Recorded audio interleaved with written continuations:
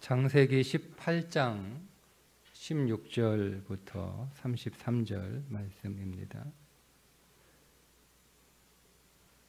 창세기 18장 16절부터 33절입니다. 그 사람들이 거기서 일어나서 소돔으로 향하고 아브라함은 그들을 전송하러 함께 나가니라. 여호와께서 이르시되 내가 하려는 것을 아브라함에게 숨기겠느냐. 아브라함은 강대한 나라가 되고 천하 만민은 그로 말미암아 복을 받게 될 것이 아니냐.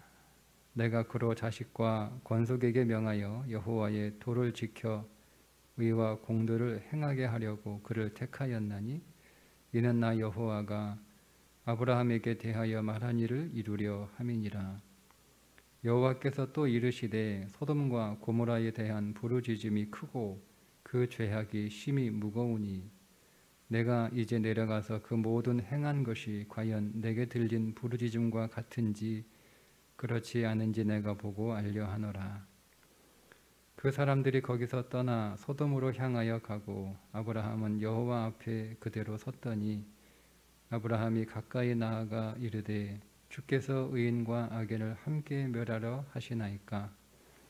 그 성 중에 의인 50명이 있을지라도 주께서 그곳을 멸하시고 그 50의인을 위하여 용서하지 아니하시리이까. 주께서 이같이 하사 의인을 악인과 함께 죽이심은 부당하오며 의인과 악인을 같이 하심도 부당하니이다. 세상을 심판하시는 이가 정의를 행하실 것이 아니니까.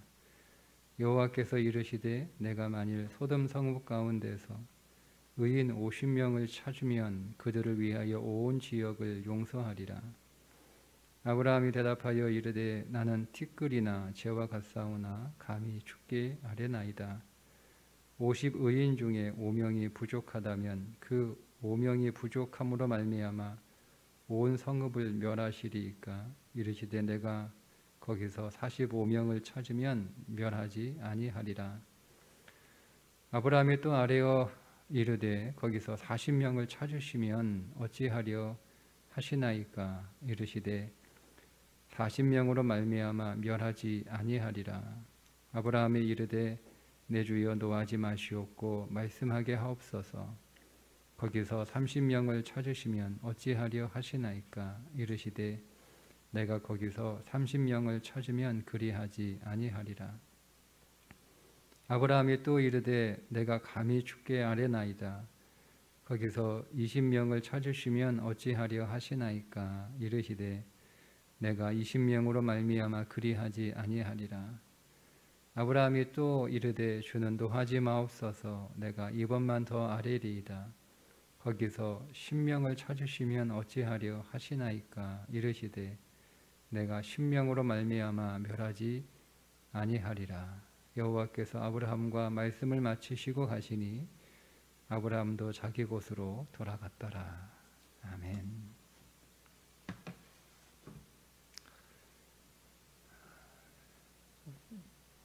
이제 아브라함을 방문했던 하나님께서 목적지인 소돔으로 가시려 할 때 아브라함이 배웅을 나갑니다. 하나님께서 아브라함에게 하나님의 계획을 말씀해 주시죠.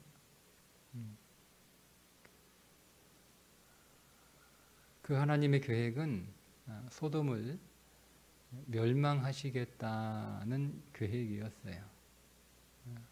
소돔의 죄악이 관영했기 때문에 하나님이 더 이상 기다리실 수 없어서 이제 그만 소돔을 심판하시겠다는 것을 아브라함에게 밝히시자 아브라함이 듣고 감히 하나님한테 그건 좀 문제가 있습니다. 이렇게 대답을 하는 거예요. 그건 좀 문제가 있습니다. 아무리 죄악이 가득한 소돔성이라고 해도 의인이 하나 없겠습니까, 하나님? 그 의인들을 죄인과 똑같이 심판하신다면 그게 어떻게 하나님의 공의입니까? 그거는 문제가 있습니다. 이렇게 하나님한테 감히 충고받죠. 충고받죠. 그 하나님께서 그러시고는 그럼 뭐 어떻게 하라는 거냐 뭐 이렇게 물으셨겠죠. 그 성에 의인 50명이 있으면 어떡하실래요? 그 의인이 50명이나 되는데 그 사람들을 죄인하고 똑같이 취급해서 하나님 다 심판하시면 그게 하나님 옳습니까? 그래서 하나님이 그래 그러면 내가 그 성에 50명이 있으면 내가 그 성을 다 용서해 주지 이렇게 또 말씀을 하시는 거예요. 사실 아브라함은 하나님이 안 들어주실 것 같았거든요. 그래서 자기가 생각하기에 50명 정도면 하나님하고 좀 어떻게 얘기가 되겠다 싶어가지고 제시한 숫자가 50명이었을 거예요. 아마도. 뭐 너무 적게 얘기하면 야 그거 가지고 내가 되겠냐 뭐 이렇게 말씀하실까봐 그래도 50명 정도면 하나님하고 좀 얘기가 되겠다 싶어가지고 50명 딱 꺼냈는데 하나님이 의외로 너무 쉽게 그래 그러마 이렇게 말씀을 하시는 거예요. 그러니까 하나님이 자기의 그 생각을 너무 쉽게 이렇게 받아주시니까 아브라함이 좀 이렇게 겁이 났어요. 왜냐하면 소돔의 죄악상을 아브라함이 너무 잘 알고 있잖아요. 그래서 그래도 의인이 하나 없겠는가 싶어서 그래도 50명 정도는 돼야 하나님이 좀 얘기를 들어주시겠지라고 제시한 숫자였는데 하나님이 너무 쉽게 그러마 하시니까 걱정이 된 거예요. 50명이 안 되면 어떡하지? 50명이 안 되면 어떡하지? 안 될 수도 있다는 생각을 한 거죠. 아브라함도. 그래서 하나님 거기에서 5명이 좀 모자라면 어떻게 되는 거예요? 라고 또 이제 물어봐요. 뭐 그래 5명 모자라도 내가 용서해 주지. 그래도 아브라함이 계속 안심이 안 되는지 숫자가 계속 줄어들잖아요. 결국 10명까지 내려갑니다. 10명까지. 그래 내가 뭐 10명이라도 있으면 내가 그 10명 때문에 원성을 다 용서하지. 이렇게 이제 말씀하시고 하나님과 아브라함이 헤어집니다. 오늘 그 말씀이죠. 근데 여러분 이 말씀이 조금 대화가 조금 이상하지 않나요? 무슨 말씀이냐면 입장이 바뀐 것 같잖아요. 그죠? 원래는 이렇게 얘기해야 상식적이지 않습니까? 하나님, 저 소돔 그냥 가만 두실래요? 하나님 저 소돔이 어떤지 모르세요? 하나님 저 소돔이 어떤지 하나님 다 보시면서 아니 왜 가만 계세요? 저 소돔 저 얼마나 저기 사람들이 다 얼마나 악하고 얼마나 이 죄로 오염된 도시인데 하나님 저걸 그냥 그대로 두시면 하나님 안 되잖아요. 하나님 이렇게 아브라함이 얘기해야 되는 거예요. 그러면 이제 하나님께서 야 그 성에 의인이 한 사람도 없겠냐? 응? 그 성에 의인이 있으면 내가 그 의인들을 악인들하고 똑같이 취급해서 악인들 때문에 의인들이 심판을 받아 죽으면 그게 맞냐 틀리냐 한번 생각해봐라. 그러니까 아브라함이 그렇긴 하네요. 그렇죠? 뭐 하나님이 공의로우신데 의인이 하나라도 있으면 그건 좀 아니죠. 그래도 하나님 소돔이 되게 보통 심각한 도시가 아니에요. 그 의인 없을 거예요. 의인 없을 거예요. 제가 만나본 적이 없어요. 그 성에서 내가 의인을 내가 들어본 적도 없고요. 다 타락했어요. 다 썩었어요. 가망이 없어요. 끝났어요. 야, 그래도 혹시 모르니까 한 50명 정도 있지 않겠냐? 50명 정도는? 50명이요? 그렇게나 많이? 없어요. 없어요. 그래도 혹시 한번 찾아봐. 50명 정도 있으면 용서해도 되지. 그지? 어때? 50명 정도 있으면 내가 용서해줘도 되지 않아? 그러니까 아브라함이 그렇긴 하네요. 50명씩이나 있는데 다 똑같이 악인들하고 죽이면 좀 그거 좀 너무하긴 하네요. 그러니까 이렇게 돼야 되는 거 아니에요? 원래 대화가? 안 그렇습니까? 근데 바뀌었어요. 하나님이 심판하시겠다 그러고 아브라함을 말리는 거예요. 말리는 거예요. 여러분, 오늘 이 말씀에서 여러 가지 메시지들을 오늘 우리에게 던지고 있지만 오늘 제가 여러분들하고 함께 나누고 싶은 말씀의 핵심은 시선입니다. 시선.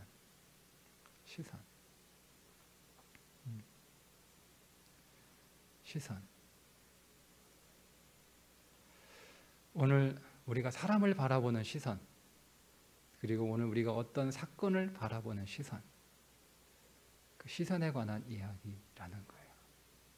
그래서 아브라함이 이야기를 하는 거예요. 아브라함이 하나님과 친밀한 교제 안으로 들어와 그의 몸과 마음과 그의 믿음이 할례를 받아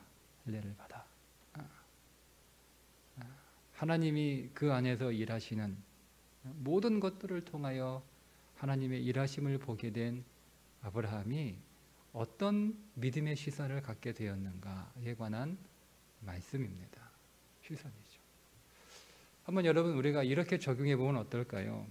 어떤 사람이 있어요. 그 사람이 단점이 너무너무 많아요. 문제가 너무너무 많아요. 근데 여러분 그 사람 안에 장점이 하나도 없을까요? 그 사람이 문제가 너무너무 많아요. 그 문제에 비하면 단점은 너무 약해요. 그냥 장점은 너무 약해요. 장점이 또 여러분 장점 없는 사람이 세상에 없잖아요. 그래도 뭔가 하나라도 쓸모가 있는 장점이 있는 사람들이잖아요. 다 누구라도. 그런데 그 장점은 하나인데 단점은 너무너무 많아요. 자, 그러면 우리가 장점은 하나밖에 없고 나머지는 다 단점인 사람이 있다면 우리가 그 사람을 포기하는 것이 옳습니까? 라고 하는 질문이에요. 어떻습니까? 여러분, 이 아브라함이 하나님한테 제안하는 것은 굉장히 아름다운 이야기예요. 그죠? 그러나 이거는 너무 현실성이 없는 이야기입니다. 너무 교과서적이고요. 너무 낭만적이에요.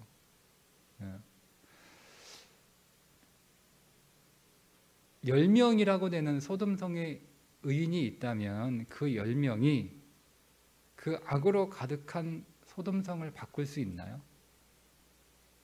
한번 그렇게 생각해 보자고요.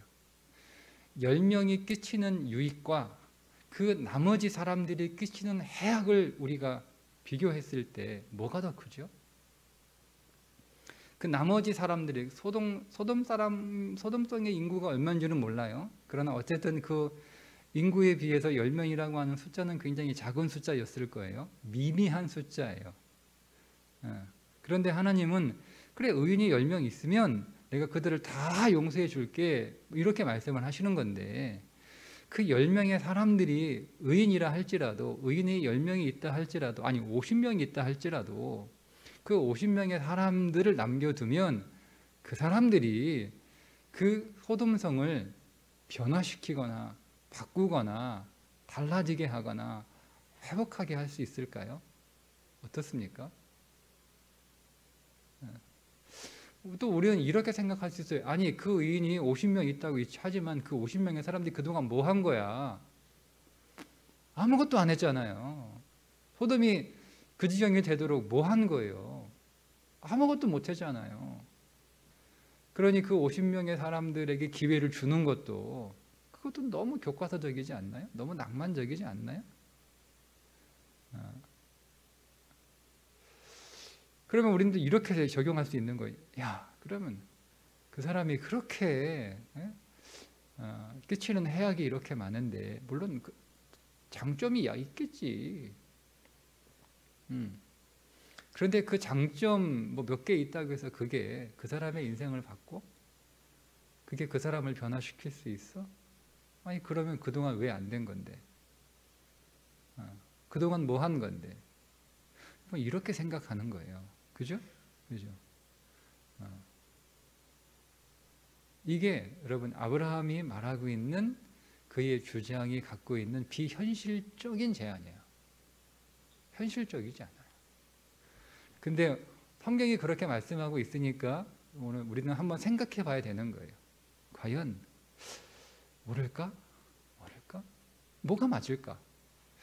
의인이 있으면 그 의인 때문에 그 성을 다 용서하는 게 옳을까? 그런데 그 의인이 과연 그 의인 때문에 그 성을 다 용서한다고 해서 그 의인들 때문에 그 성이 변화될까? 그 성이 달라질까? 그 의인이 끼치는 유익과 그 성이 끼치는 해악 중에 어떤 것이 더 클까?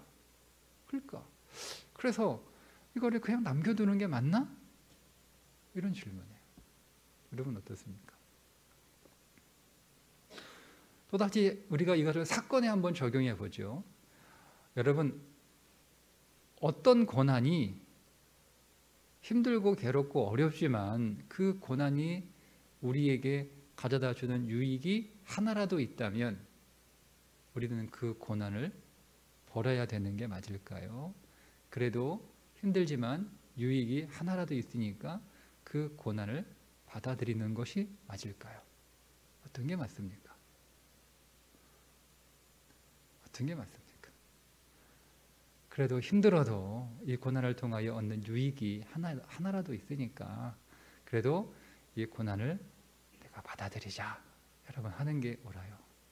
내가 얻는 이 고난을 통하여 얻는 유익과 이 고난을 통하여 얻는 장점보다는 내가 이 고난 때문에 당하는 고생과 고통과 힘듦이 너무너무 커요. 이 고난 때문에 당하는 내 삶의 모든 희생이 너무나 커요. 그래서 이 고난을 내가 거부하고 이 고난을 버리는 것이 맞는 선택일까? 라고 하는 거예요.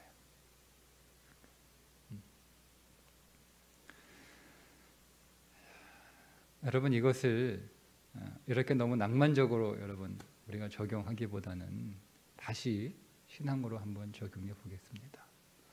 여러분 우리 안에 그리스도가 계신 줄 믿죠? 내 안에 그리스도가 계세요.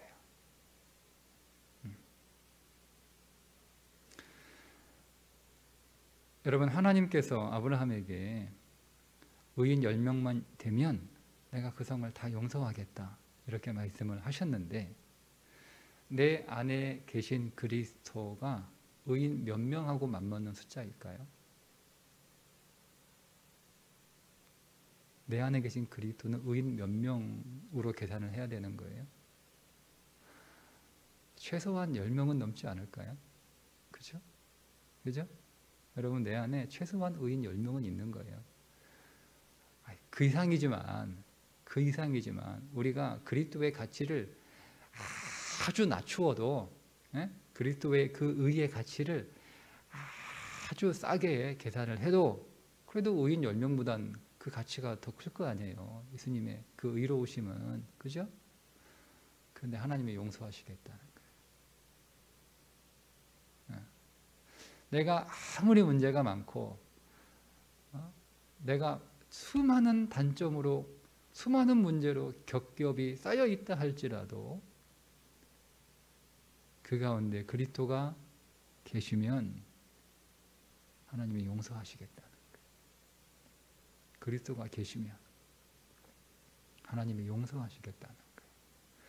소돔과 같은 인생이라 하더라도 여러분 소돔이 어떤 곳인지 이제 다음 말씀에서 이제 쭉 19장에서 나오는데요. 네.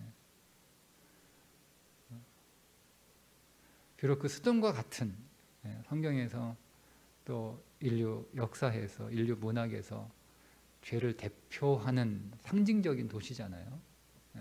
소돔 그러면 그럼 그와 같은 존재라 하더라도 그 안에 그리스도가 계시면 소망이 있는 거예요. 그리스도가 계시면. 여러분 오늘 우리가 수많은 문제들이 산더미같이 오늘 우리의 인생 안에 쌓여 있고 그 문제가 견고한 성과 같아서 도저히 무너뜨릴 수가 없는 거예요.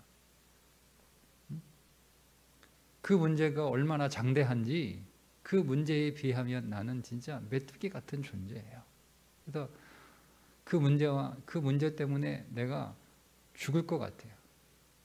나는 그 문제를 이길 수 없어요. 그 문제를 해결할 수 없어요. 그렇게 산더미처럼 쌓인 문제 가운데 내가 눌려 있다 할지라도 우리 가운데 진실로 그리스도가 계시면 여러분 어떻습니까? 우리 가운데 그리스도가 계시면 어떻습니까? 이게 우리의 시선인 거예요.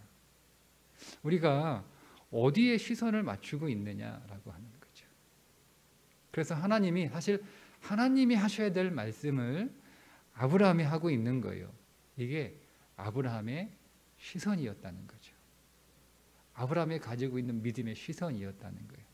그가 믿음의 조상이니까 우리에게도 그런 믿음의 시선이 있어야 된다는 거예요. 근데 그것을 그냥 단순히 낭만적으로 좋게 보는 시선이 아니에요. 우리는 그렇게 봐야 할 근거가 있는 거예요.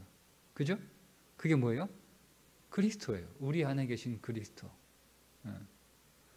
그냥 그리스도를 빼고 그래도 사람이 아무리 나빠도 장점이 하나라도 있겠지. 착한 구석이 하나라도 없겠어.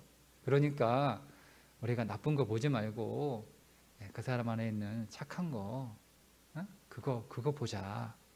이거는 사실 낭만적인 거예요. 좋죠. 여러분 얼마나 이 감동적인 그 스토리입니까? 그죠? 그러나 그거는 사실 현실성이 없어요. 너무너무 낭만적이에요. 아무리 힘들고 아무리 어려워도 그래도 오늘 우리가 그 문제를 통하여 얻는 유익이 하나도 있겠지. 고생은 사서도 한다잖아. 고생이 다 나쁜 건 아니야. 그래도 우리가 이 힘들고 어려운 문제 안에서 장점이 뭔지 한번 찾아보고 잘 견디자. 이거 얼마나 여러분 아름다운 소리예요. 그죠? 굉장히 낭만적인 거예요. 낭만은 낭만이죠. 현실하고 좀 다른 거예요. 그러니까 우리는 그렇게 얘기하는 게 아니에요. 우리는 사람을 그렇게 보는 이유가 있어요. 무엇보다 나 자신을 그렇게 보는 이유가 있어요. 나 자신을. 내 안에 그리스도가 계시기 때문에. 소돔의 이야기는 여러분 사실은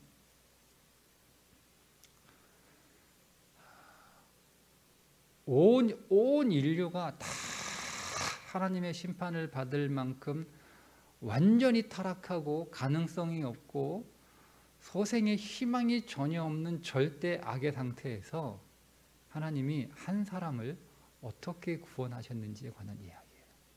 소돔은 구원의 이야기예요. 우리가 어떻게 이 소돔에서 건져졌는지, 우리가 어떻게 이 소돔에서 옮겨졌는지에 관한 말씀이에요. 여기서 아브라함은 그리스도를 상징하는 인물이고 그 소돔에서 구출받은 롯은 우리 자신이에요. 그런데 롯만 나온 게 롯의 두 딸도 나오잖아요. 그 딸도 우리 자신이에요. 거기서 건져졌지만 그 소돔의 문화와 그 소돔의 가치와 그 소돔의 삶을 그대로 가지고 나온 우리 자신이에요. 그 이야기예요. 그러니까 어쨌든 오늘 우리가 저와 여러분이 함께 나누고 싶은 말씀의 요지는 시선이에요. 시선. 우리가 어디를 지금 보고 있느냐. 어디를 지금 보고 있느냐. 그죠? 우리가 내 안에 계신 그리스도를 보고 있느냐. 우리가 절망 중에 있고요. 우리가 정말 큰 문제 가운데 있다 하더라도 그 절망 중에 그리스도가 함께 계시잖아요. 그 문제 안에 그리스도가 함께 계시잖아요.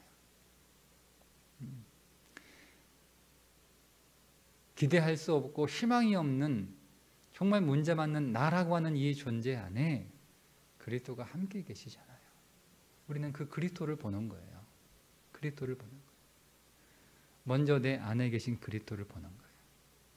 그리스도를 주목하는 거예요. 오늘 우리의 삶 가운데 계신 그리스도를 보는 거예요. 그 그리스도를 주목하는 거예요. 거기서 시작하는 거예요. 우리의 시선이.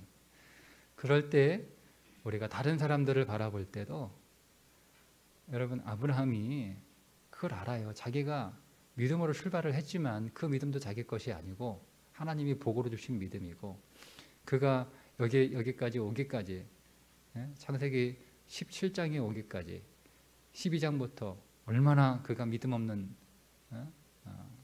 삶을 살았는지 잘 알아요. 그런데 하나님이 늘 자기와 함께 하셨다는 걸 깨달아요. 늘 내가 애굽으로 내려갈 때도 하나님이 함께 하셨고 내가 하갈을 취할 때도 하나님이 함께 하셨고 내가 이스마엘을 낳을 그 큰 믿음의 실패 가운데 하나님이 함께 하셨고 늘 하나님이 함께 하셨구나. 하나님이 항상 내 안에 계셨고 이걸 깨달아요. 이걸 깨달아요. 그걸 경험한 거예요. 그 경험하니까 하나님은 소돔과 같은 인생, 소돔과 같은 사건 속에도 하나님은 계신 거예요. 자, 소돔에 누가 있어요?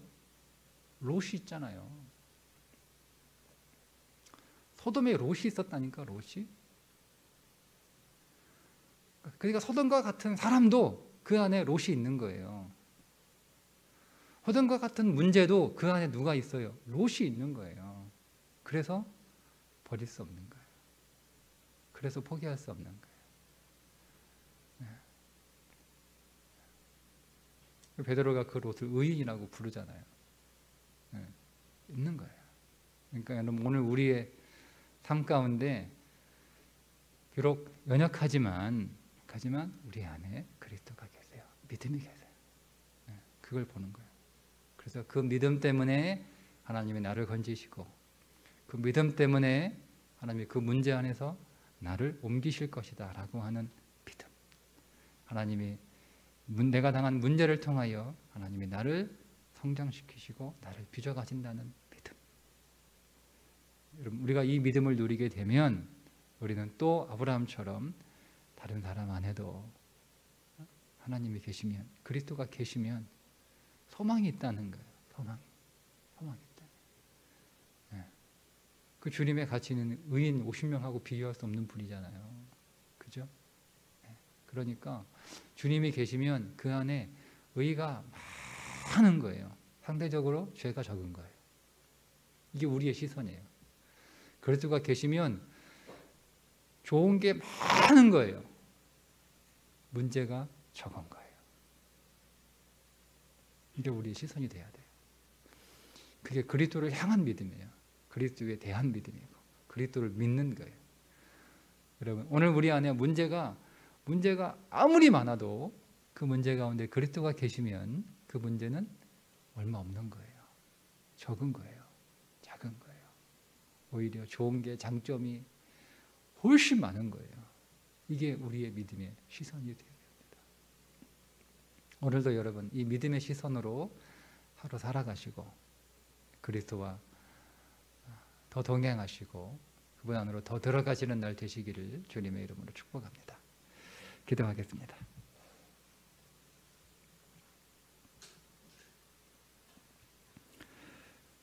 주 예수님, 오늘 우리의 시선은 어디에 있습니까?